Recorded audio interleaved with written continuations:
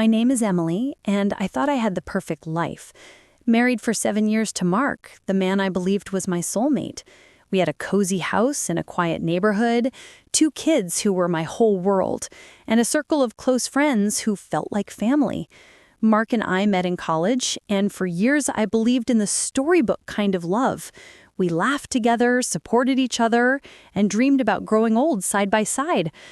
Our best friends included Sarah and Jake. They were practically part of our family. Sarah and I were inseparable since freshman year. She was the sister I never had. But sometimes the best stories hide the darkest secrets. It all started with little things: missed calls, unexplained text messages, subtle changes in Mark's behavior. At first, I brushed them off. Work stress, I told myself.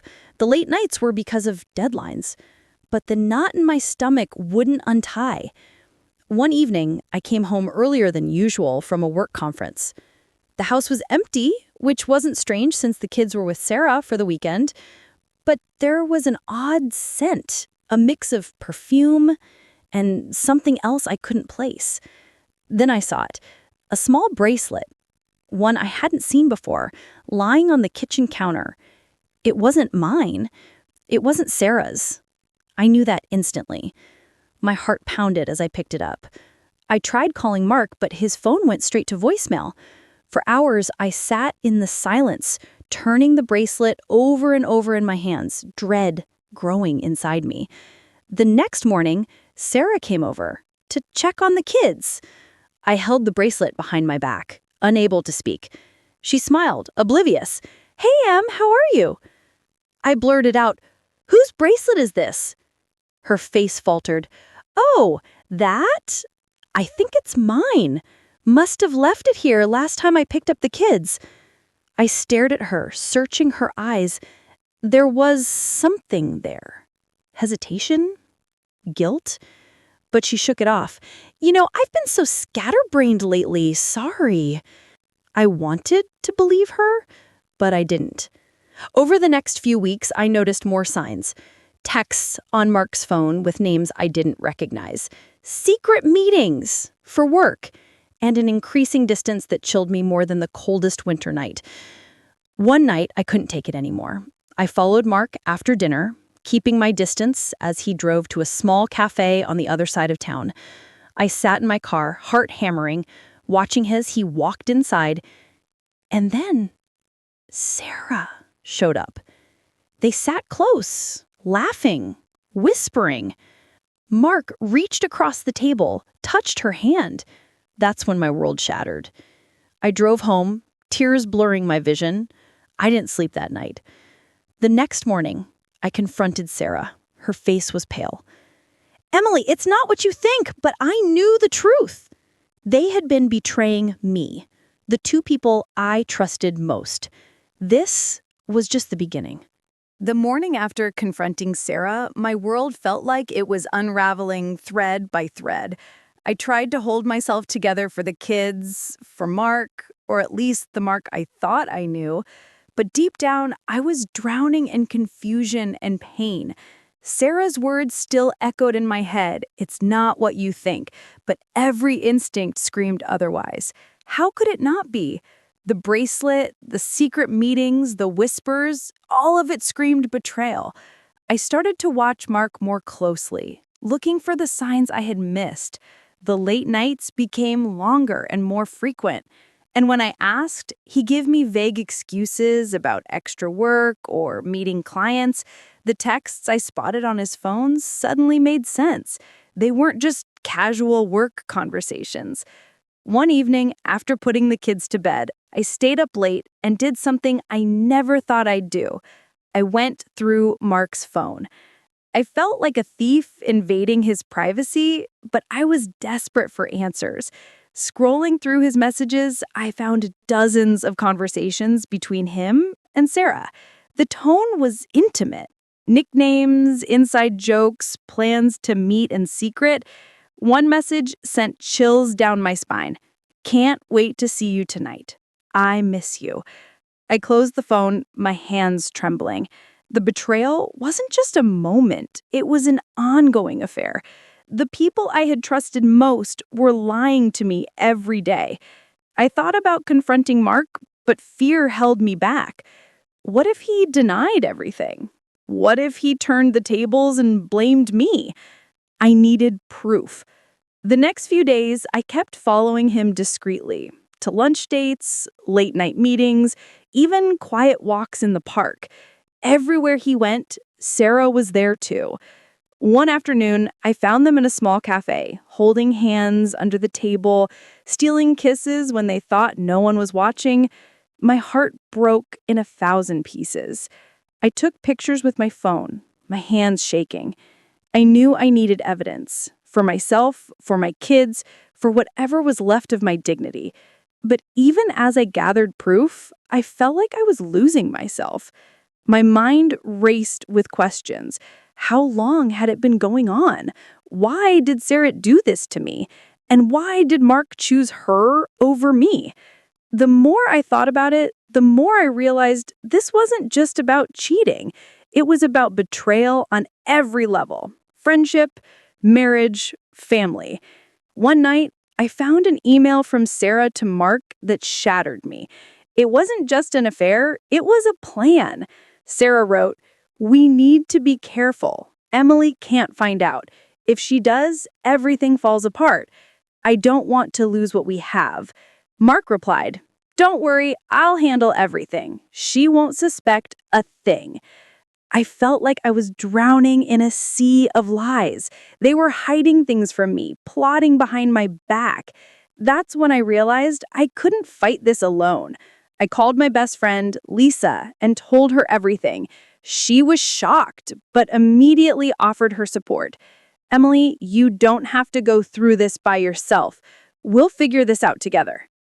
With Lisa by my side, I felt a flicker of hope. But the truth was that the hardest part was yet to come: confronting Mark and Sarah, facing the fallout, and figuring out how to protect myself and my kids from the wreckage of their betrayal. The day I decided to confront Mark and Sarah felt like stepping into a storm I couldn't escape. My hands trembled as I held the evidence, the photos, the messages, the emails.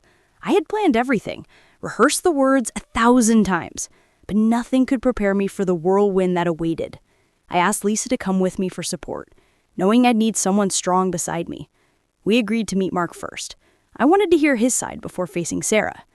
Mark arrived home that evening just as the sun was setting. I was sitting on the couch, the photos spread out on the coffee table like a battlefield. He smiled as he walked in, but the smile faded when he saw me. "Emily?" he asked cautiously. I looked him in the eyes and said, "We need to talk. Now." He hesitated, sensing something was wrong. I pushed the photos toward him. "Explain this." Mark's face turned pale as he scanned the pictures. His eyes flicked up to mine, then away. "Emily, No," I interrupted. "Don't lie to me. I know everything. The texts, the dates, the late nights. You and Sarah have been hiding this from me." His shoulders slumped. "I never meant to hurt you." "Then why?" I demanded, voice shaking. "Why Sarah? Why betray me like this?" He looked down, ashamed. "It just happened. I wasn't thinking. I was confused. I didn't know how to tell you." I shook my head. "You made a choice. You chose to cheat.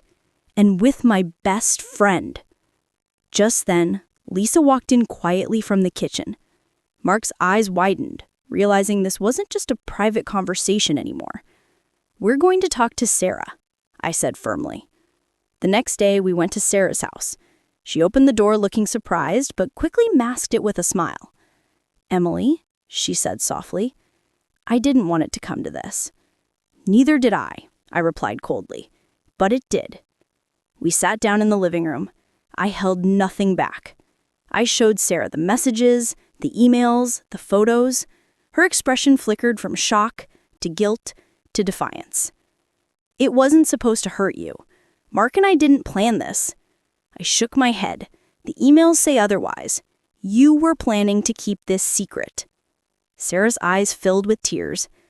"I never wanted to lose our friendship. too late for that," I said. The confrontation was raw and painful. Sarah apologized, but I wasn't ready for forgiveness.